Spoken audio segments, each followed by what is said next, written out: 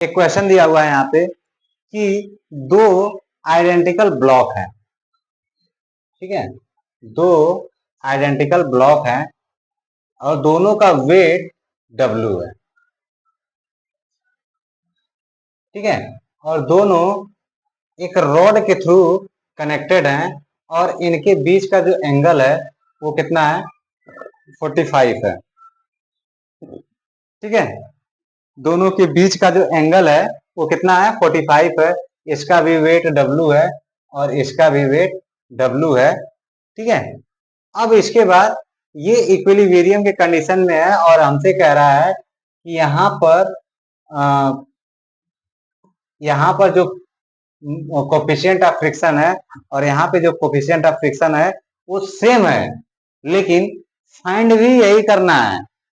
कह रहा है कि find the coefficient of friction of this, ठीक है। अब यहाँ पर देखा जाए तो रॉड की जो लेंथ है वो हमारा L है, क्लियर, ठीक है। अब चलते हैं, तो यहाँ पे अगर देखें तो एक हमारा ये मान लीजिए ए पॉइंट है, ये हमारा हो जाएगा RF, ये हमारा हो जाएगा FF और यहाँ पे एक हो जाएगा FW और एक हो जाएगा हमारा क्या, RW, क्लियर, ठीक है। ये वेट भी डाउनवर्ड काम कर रहा है, ये वेट भी डाउनवर्ड काम कर रहा है, ठीक है। और ये रॉड की वेट को जो है हम लोग अभी इग्नोर करके चलेंगे, रॉड का वेट उतना ज्यादा कुछ है नहीं, ठीक है। तो यहाँ पर चलते हैं, तो यहाँ पर देखने को हमें क्या मिलेगा, सबसे पहले हम इसको summation of horizontally force equal to 0 कर लें, ठीक है। तो हॉरिजॉन्टल फोर्स कौन कौन से हैं, एक है RF हो गया, हॉरिजॉन्टल फोर्स, एक हो गया FF और दूसरा हो गया RW, दोनों अपोजिट डायरेक्शन में है, ये हमारा हो गया, ठीक है। अब इसके बाद FF RW, ठीक है। अब इसके बाद summation of vertical force equal to 0, ठीक है, वर्टिकल फोर्स इक्वल टू 0, तो वर्टिकल इक्वल टू 0 करेंगे तो हमें क्या मिल जाएगा, RF plus FW RF equal to FW, ठीक है, और इक्वल टू 2W मिल जाएगा, ये हमारा वेट है, ठीक है। तो यहां पर अगर देखें तो FW इक्वल टू क्या आ जाएगा, RW इक्वल टू हमारा क्या आ जाएगा, RW इक्वल टू हमारा आ जाएगा म्यू RF, ठीक है, mu equal to RF RW mu RF हो गया। अब इसके बाद इसमें हम क्या करेंगे, ये हमारा हो गया RF, ठीक है, RF प्लस FW की वैल्यू क्या हो जाएगा, mu into RW equal to 2W, ठीक है।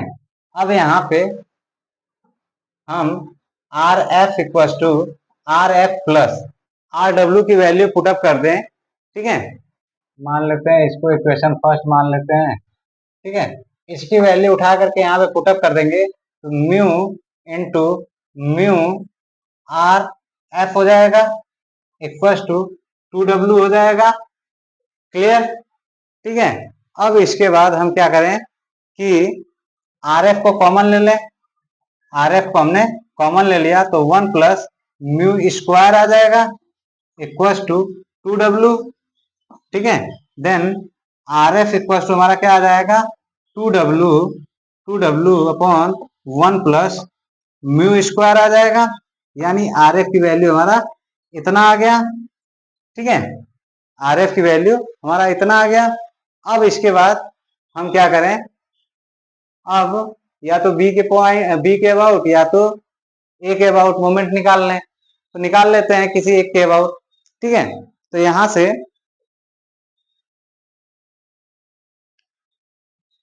से हमें RF की वैल्यू पता चल गया, अगर हम चाहें तो RW की भी वैल्यू निकाल सकते हैं, तो आर डब्ल्यू की भी वैल्यू निकाल लीजिए।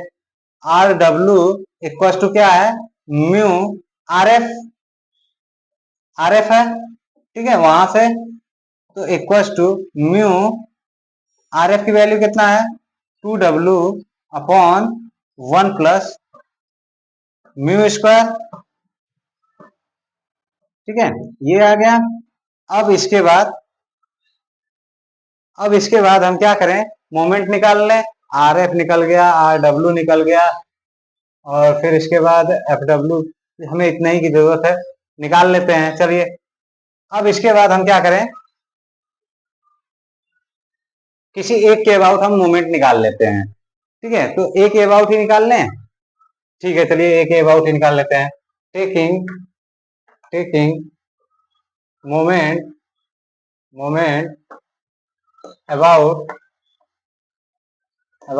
पॉइंट ए, ठीक है, ये कर लेते हैं।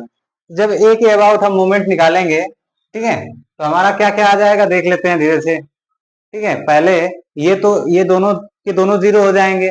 दूसरा हमारा क्या आ जाएगा, दूसरा हमारा आ जाएगा, ये डाउनवर्ड आ रहा है तो डाउनवर्ड पॉजिटिव हो जाएगा, और ये दोनों एंटी क्लॉकवाइज होंगे, तो यानी हमारा हो जाएगा डब्ल्यू इंटू यहां से यहां तक का डिस्टेंस कितना हो जाएगा, यहां से यहां तक का डिस्टेंस हो जाएगा कॉस एल कॉस 45, ठीक है। फिर इसके बाद क्या हो जाएगा, इक्वल टू क्या हो जाएगा, एफ डब्ल्यू इंटू क्या हो जाएगा, इसका भी एल कॉस 45 होगा, ठीक है। फिर इसके बाद एल कॉस 45 हो गया। अब इसके बाद R W minus R W, minus नहीं प्लस आर डब्ल्यू का डिस्टेंस क्या होगा, यहां से यहां तक, तो ये हो जाएगा एल साइन 45, ठीक है। तो अब यहाँ पे देखें तो हमें देखने को क्या मिलेगा, W equal to F W plus R W, ठीक है, क्योंकि cos 45 और sin 45 की वैल्यू क्या होती है, सेम होती है, तो इसको कॉमन लेकर के हम हटा देंगे। क्लियर, तो हमें ये मिल जाएगा। अब इसके बाद हम क्या करेंगे, यहाँ पर W equal to F W की वैल्यू कितना आ जाएगा, एफ डब्ल्यू की वैल्यू आ जाएगा mu R W plus R W, clear, mu R W equal to इतना आ जाएगा। यहां से हम क्या करें, W equal to R W common ले लें, तो हमें क्या मिल जाएगा, 1 प्लस म्यू मिल जाएगा। अब यहाँ पे हम क्या करें, आर डब्ल्यू की वैल्यू पुटअप कर दें, W equal to R W की वैल्यू हम ये पुटअप कर दें, तो पुटअप करते हैं तो ये हमारा क्या आ जाएगा, 2W इंटू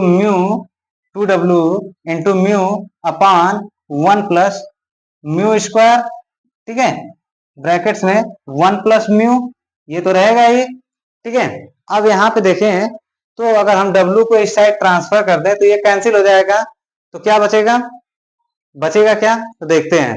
तो यहाँ पे हमारा क्या बचेगा, 1 बच जाएगा, तो इसको हम इधर ट्रांसफर कर देते हैं, तो हमारा क्या आ जाएगा, 1 plus mu square equal to 2 mu plus 2 mu square, ये आ जाएगा।